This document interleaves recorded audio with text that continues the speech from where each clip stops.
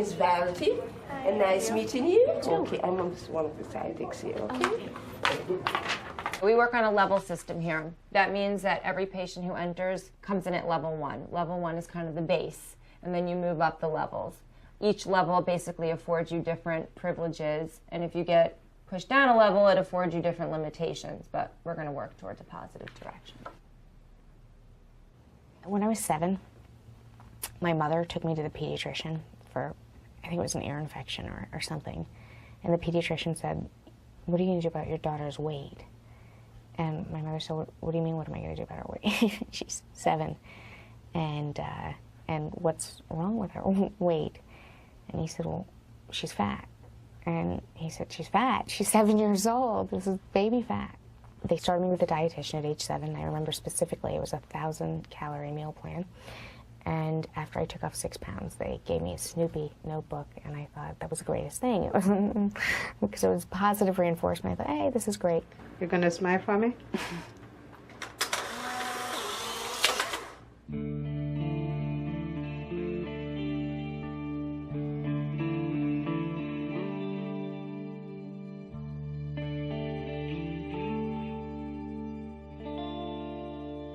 Every few weeks or so, I would binge and purge.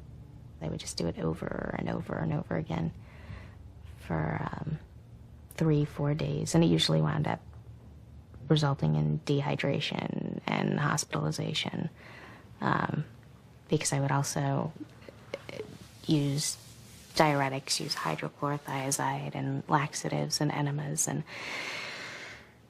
Ipecac. I could tell you about one particular binge. There was nothing enjoyable about it. I started out that morning at Dunkin' Donuts, and I had gotten a dozen donuts. I went to Burger King and had gotten 3 biscuits and maybe like a bacon and cheese croissant. Then I went to McDonald's and ordered a few breakfast items as well. And then I went by the grocery store and picked up a few items for after breakfast. 2 half-gallons of ice cream, 2 bottles of whipped cream. I don't know, these little pastry things. And peanut butter. And marshmallows. I went home and had the donuts and the breakfasts from McDonald's and Burger King. But at that point, I was so stuffed, I thought I was going to die. I think I had chest pains, and so I purged and then had the rest of it. And then for lunch, went out and did it again. Any restricting? Yeah, it's usually restricting. I try to keep my calories under 200 a day.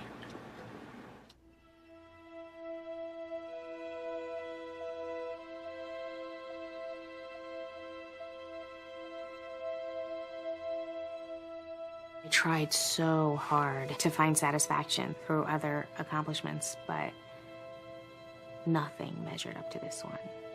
And I remember at one point years ago thinking, so be it.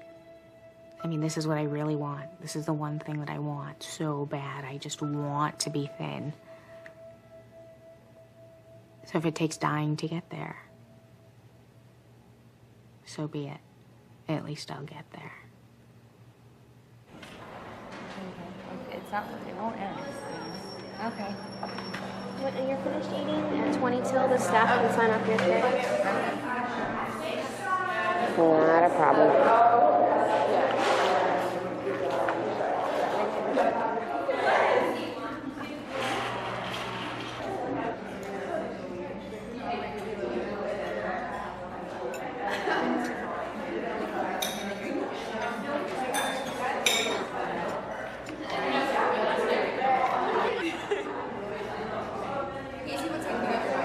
Do is to do an outline of what you perceive to be your body image.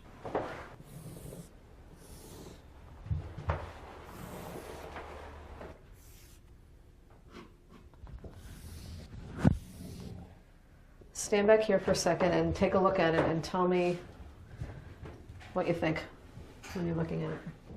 I think it's about accurate, but the arms might be bulging out just a little too much. That's a stocky person. Stocky man.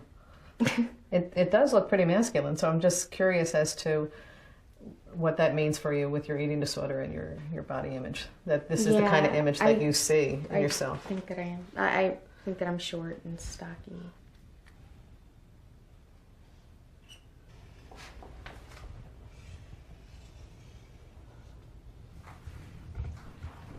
What are your thoughts? I don't know, for a fleeting moment I thought, no, it can't be. You made a mistake, you went in too far. What do you think, looking at this now?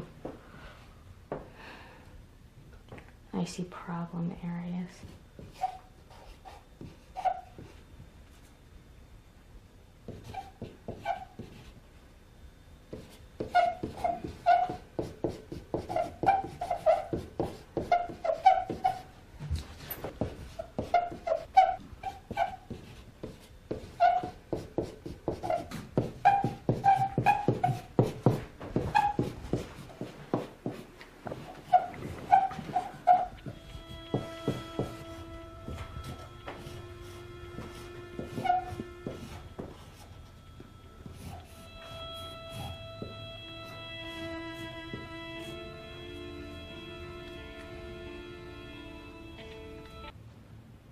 I don't want recovery. I don't want anything to do with it. I want my children to have a normal life, but I don't want it. Do you know why I went in the Air Force? No. Nobody knows why I went in the Air Force. No. To this day, it's a mystery. Why did you go in the Air Force? I went in the Air Force to lose weight. It was the middle of a desert storm, and I went in the Air Force to lose weight. I thought if I live a rigorous lifestyle, I will stay thin. My strong feeling is that there is a part of you that wants recovery. Not for your children, not to appease your family, but for you. The kids. The kids. I don't want to leave them without a mother. They didn't ask to be brought into this world. And they're the only thing and people in my life that I've ever known how to love, like truly love. I don't know how to show love to people.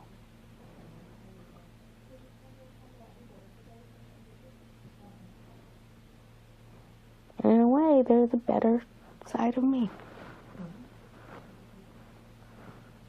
They're all the good in me.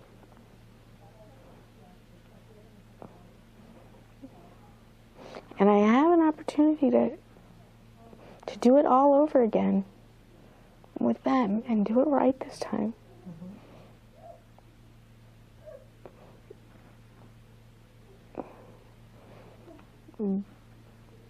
But I haven't.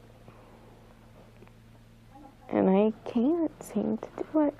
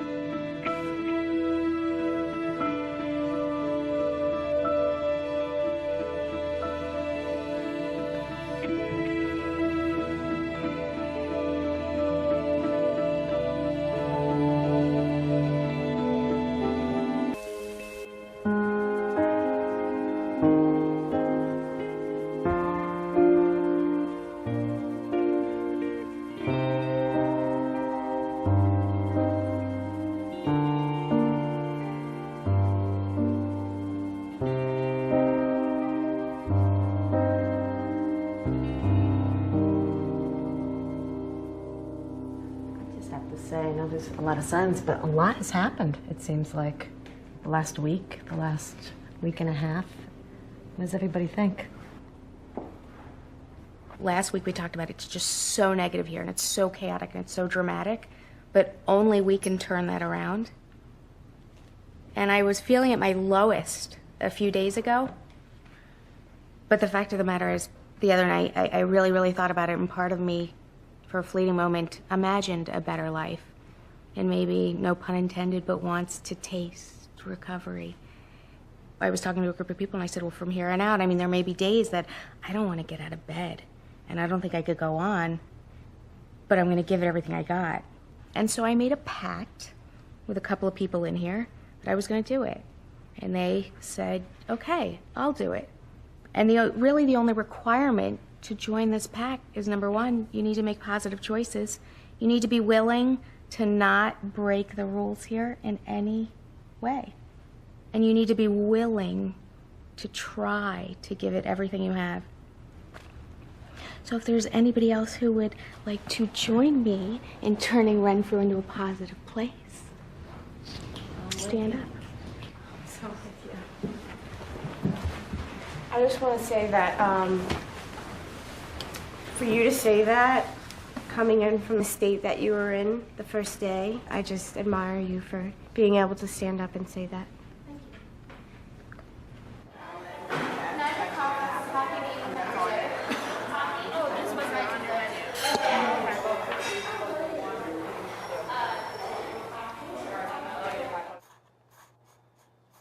I'm really nervous about going home because I don't think I'm ready. I want to still lose 40 pounds to get to my ideal weight. I have my first day that I'm going to be back planned out, and there's no food involved.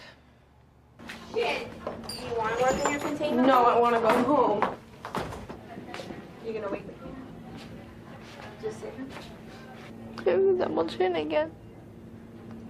But you don't have a mole. Look, the scar's almost gone. Off.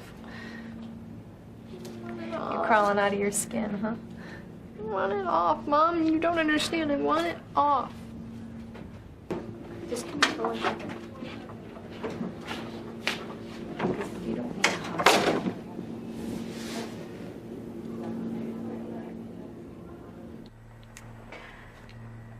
I'm wondering, Brittany, if leaving is just bringing up a lot of things for you right now, and that somehow this is about trying to deal with the feelings that are coming up for you at the end of treatment.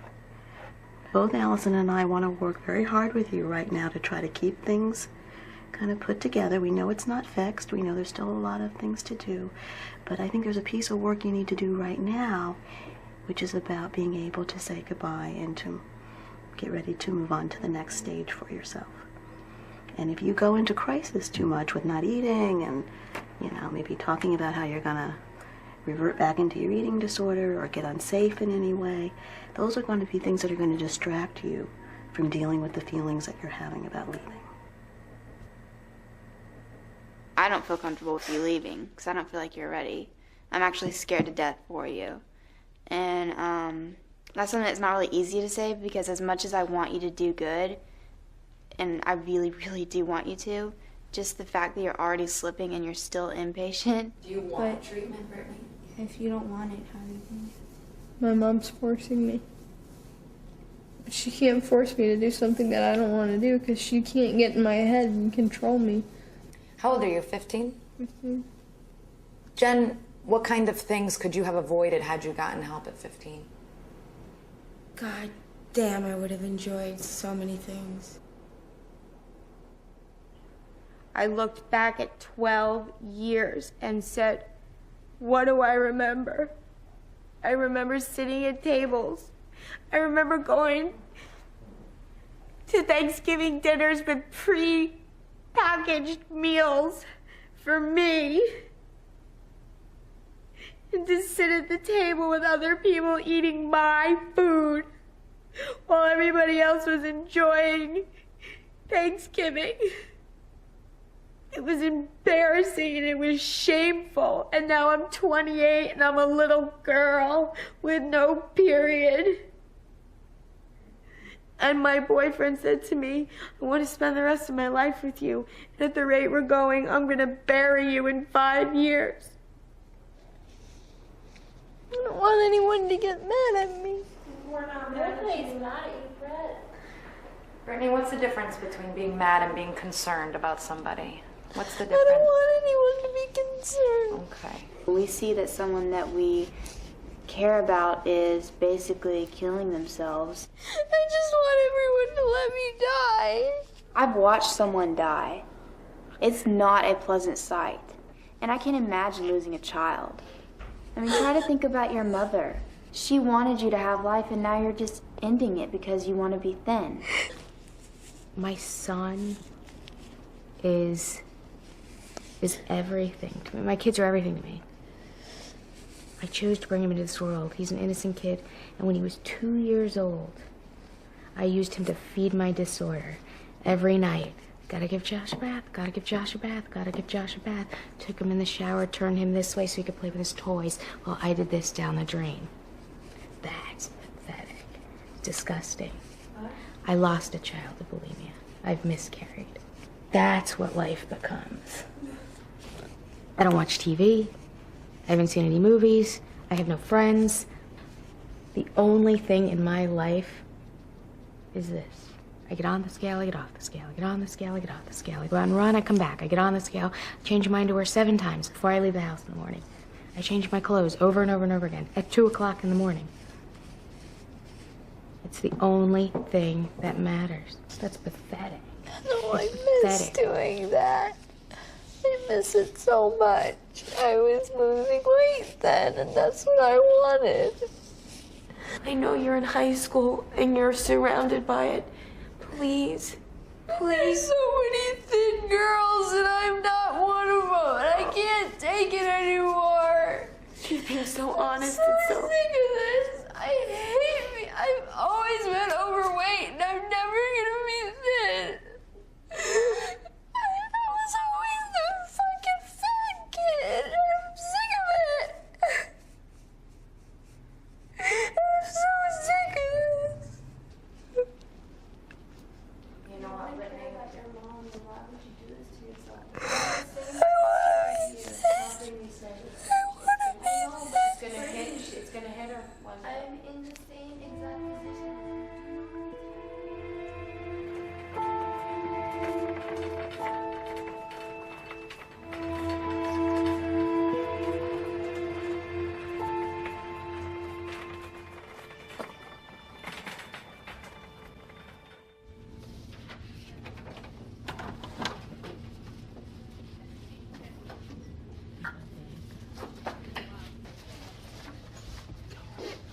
Shelley?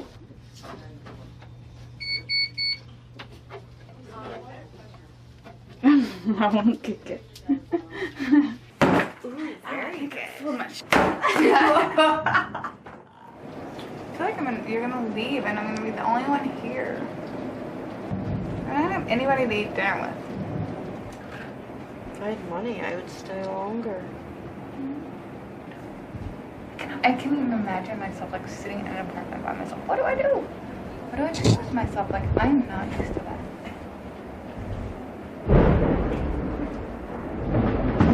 Okay, what if this kind of shit happens and I'm by myself? I don't know.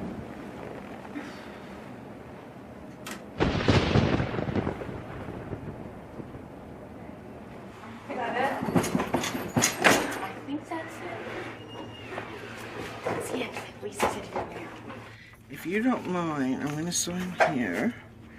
So you have plans for this evening? No, What are you going to do? I don't know. Is it going to be okay? It's gonna have to be. Okay. 990. You can call us if you need us. You know that. You know our number. Yes, 1-800-1.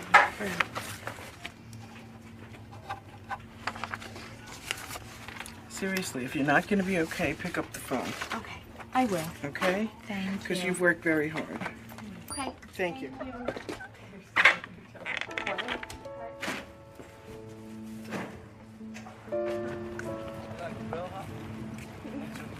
Get no tip now.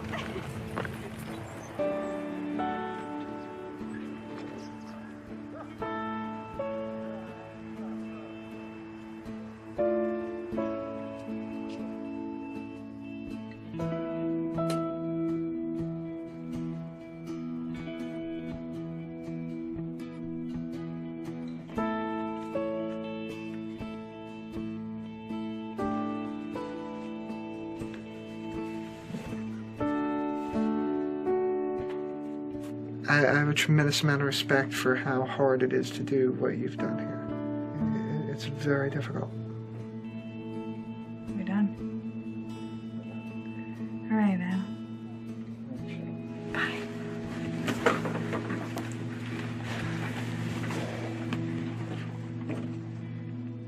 Go and you have fun. I will. Promise? Mm-hmm. Okay. Bye.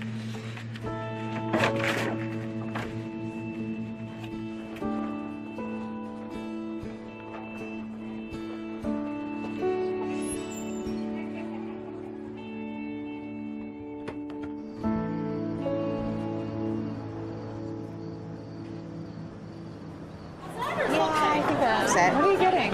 We're going to start with the nachos. Like the wings, 10 of them. Yeah. Can I get that buffalo calamari Caesar salad? But can I have the dressing on the side? Going all out tonight. It's our last night. We're going to do this like real people do it. What the hell that is? I'm nervous.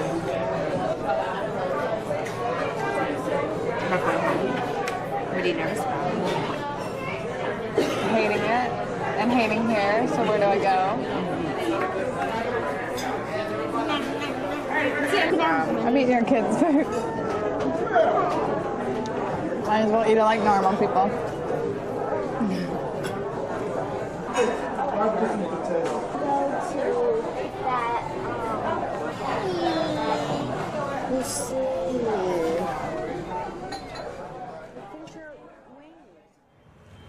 Bye.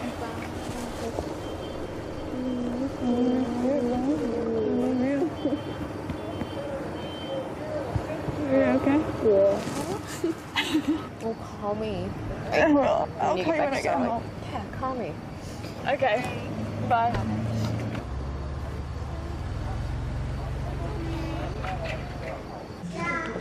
Any more cone?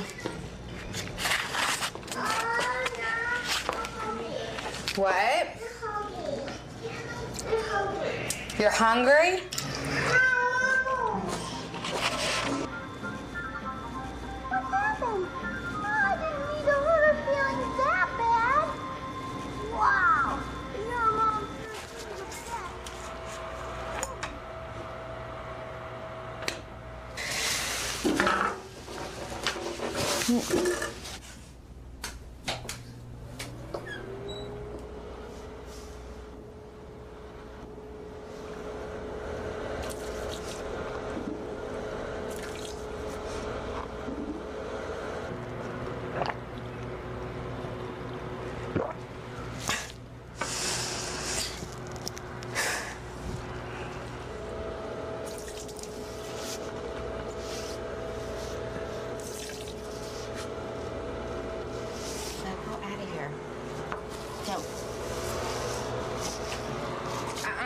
Go on.